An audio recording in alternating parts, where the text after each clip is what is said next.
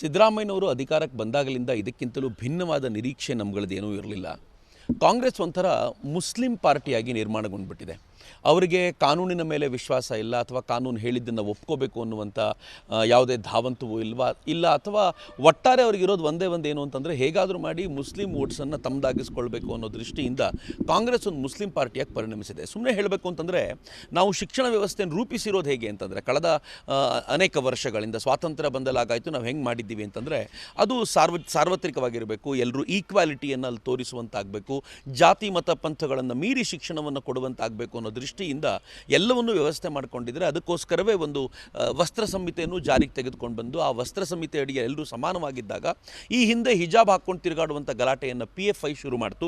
ಆ PFI ಬೆಂಬಲಿಗರಾಗಿದ್ದಂಥ ಸಿದ್ದರಾಮಯ್ಯನವರು ತಮ್ಮ ಅವಧಿಯಲ್ಲಿ PFIನ ಕೇಸುಗಳನ್ನೆಲ್ಲ ತೆಗೆದಿದ್ದಂಥ ಸಿದ್ದರಾಮಯ್ಯನವರು ಈಗ ಅಧಿಕಾರಕ್ಕೆ ಬಂದೊಡನೆ ಯಾವುದನ್ನು PFIನವರು ಒಂದು ಗಲಾಟೆಯಾಗಿ ಶುರು ಮಾಡಿದ್ರು ಅದಕ್ಕೆ ಮತ್ತೆ ಬೆಂಬಲ ಕೊಟ್ಟಿದ್ದಾರೆ. ಇದು ಭಾಳ ದುರಂತಕಾರಿ ಸಂಗತಿ ಅಂತ ನನಗನ್ಸುತ್ತೆ. ಮತ್ತು ನನಗಿರೋದೇನು ಭಾಳ ಬೇಸರದ ಸಂಗತಿ ಅಂತಂದರೆ ಕಾಂಗ್ರೆಸ್ ಬಂದಾಗಲೆಲ್ಲ ಮುಸಲ್ಮಾನರನ್ನು ಏಜ್ ಓಲ್ಡ್ ಟ್ರೆಡಿಷನ್ಗೆ ವಾಪಸ್ ತಳ್ಳುತ್ತೆ. ನರೇಂದ್ರ ಮೋದಿಯವರು ಬಂದು ಈ ದೇಶದಲ್ಲಿ ಮುಸಲ್ಮಾನರ ವಿರುದ್ಧ ಇದ್ದಂಥ ಅಥವಾ ಹೆಣ್ಮಕ್ಳ ವಿರುದ್ಧ ಇದ್ದಂಥ ಟ್ರಿಪಲ್ ತಲಾಖನ್ನು ತೆಗೆದ್ರು, ಅವರಿಗೆ ಸ್ವಾತಂತ್ರ್ಯವನ್ನು ಸ್ವಾಭಿಮಾನವನ್ನು ತುಂಬುವಂಥ ಪ್ರಯತ್ನ ಮಾಡಿದರು.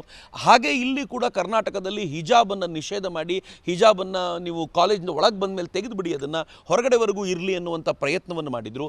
ಆದರೆ ಈಗ ಮತ್ತಿವನ್ನೆಲ್ಲ ತರೋ ಮೂಲಕ ಆ ಹೆಣ್ಣು ಮಕ್ಕಳಿಗೆ ಆ ಶಿಕ್ಷೆಯನ್ನು ಕೊಡ್ತಿದ್ದಾರಲ್ಲ, ಅದು ಸಿದ್ದರಾಮಯ್ಯನವರು ಮುಸಲ್ಮಾನರಿಗೆ ಮಾಡ್ತಿರುವಂಥ ಅನ್ಯಾಯ ಅಂತ ಮುಸಲ್ಮಾನರು ಅರ್ಥ ಮಾಡ್ಕೋಬೇಕು ಅಂತ ನನಗನ್ಸುತ್ತೆ.